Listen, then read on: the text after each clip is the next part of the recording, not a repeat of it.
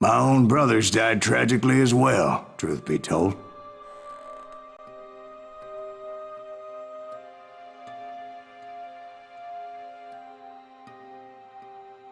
It was 1868, and me and my older brothers were pulling a tidy profit running cattle into Juarez, Mexico. One night after my brothers retired for the evening, I found a little poker game in a cantina with a couple of cowboys. And I just couldn't lose. I even won an old Spanish coin that had to be 100 years old.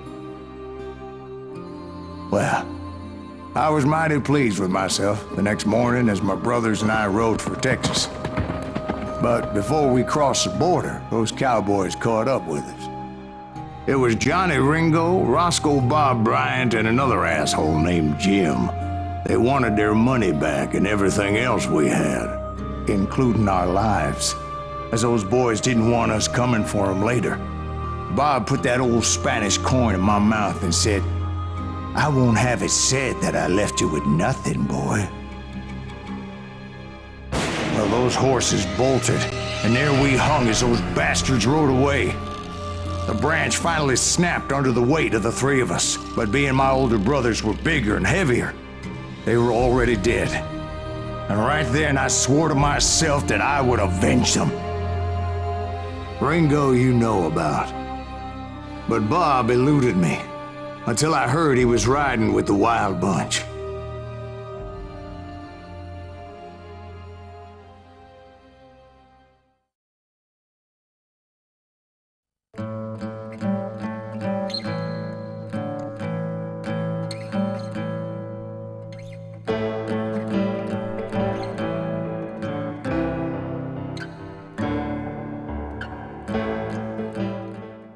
I'd been on their trail for months, ever since they left their hideout in the Bighorn Mountains.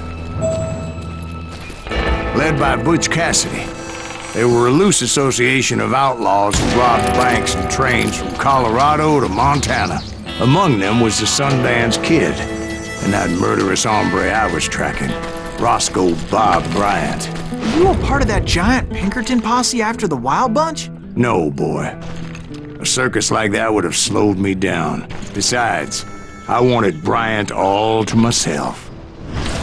I'd heard about a large shipment of gold being transported to Wilcox, Wyoming on the Overland Flyer. I figured the Wild Bunch would likely hit such a treasure, and by God, I figured right. They blew the bridge with the intention of forcing the train to stop. I was determined to make that sumbitch Bob pay for what he did to my brothers.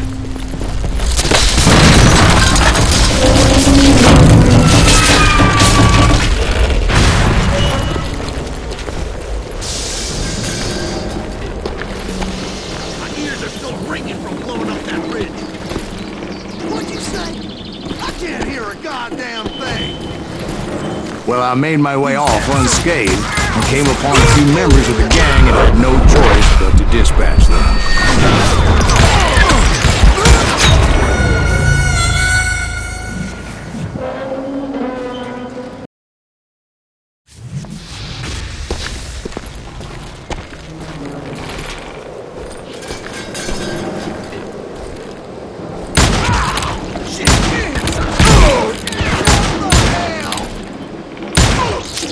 From there, I had to negotiate an even more precarious route.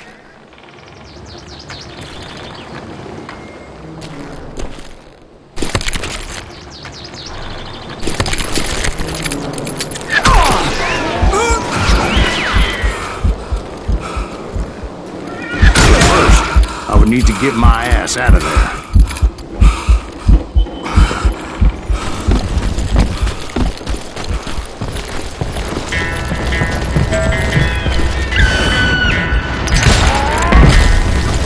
Jumped from the frying pan into the fire as the train was clearly fixing to fall.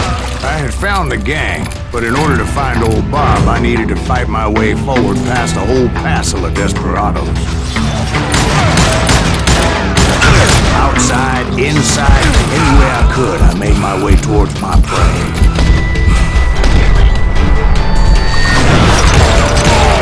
Well, what about the passengers? It was mostly a freight train, as I recall. There were no passengers aboard that day.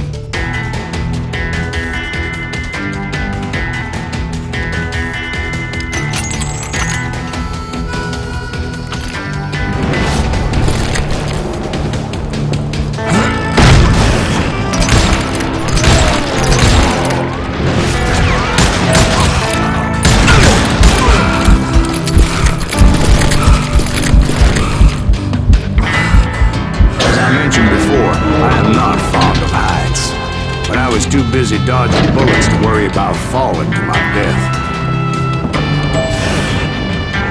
Odds were I was likely to die that day anyway, so I was determined to take down as many of those bastards as I could.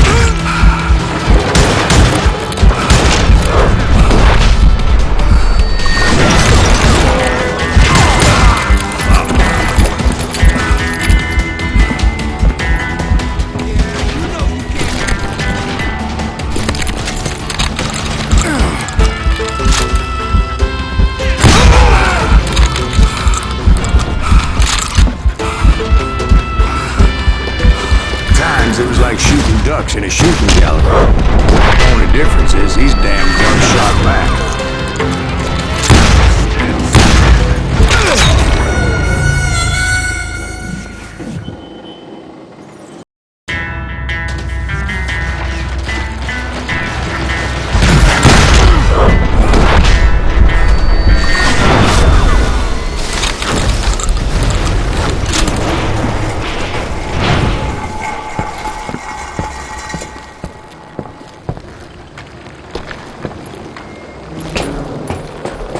I kept hoping the law would show up and give me a hand. You mean like that giant Pinkerton posse that I read about?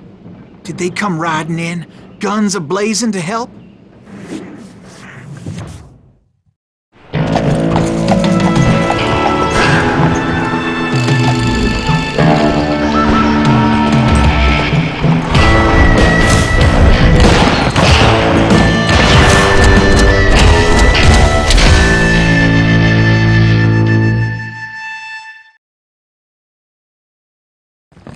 Help?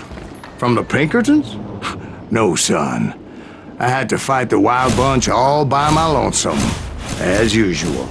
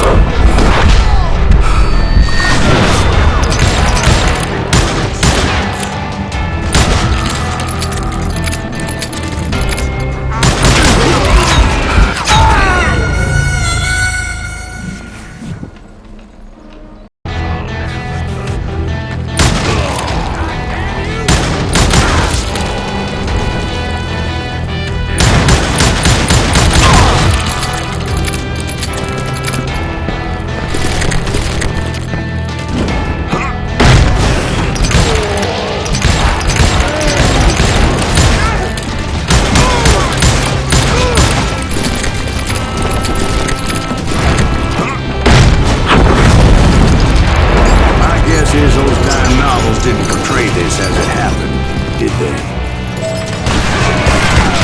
Only a few stragglers were left. I had to cut them down pronto if I was going to stay on old Bob's trail.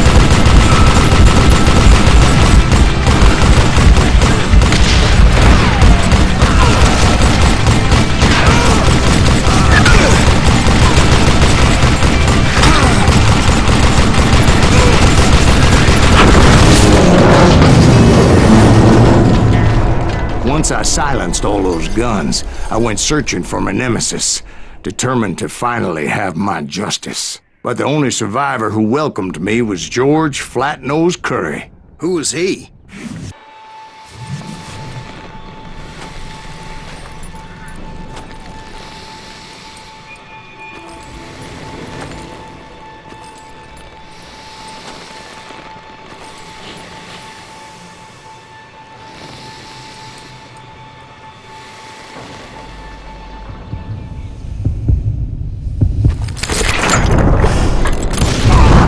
On that very same day, Butch Cassidy and the Sundance Kid decided to leave the Wild Bunch behind and decamped for South America.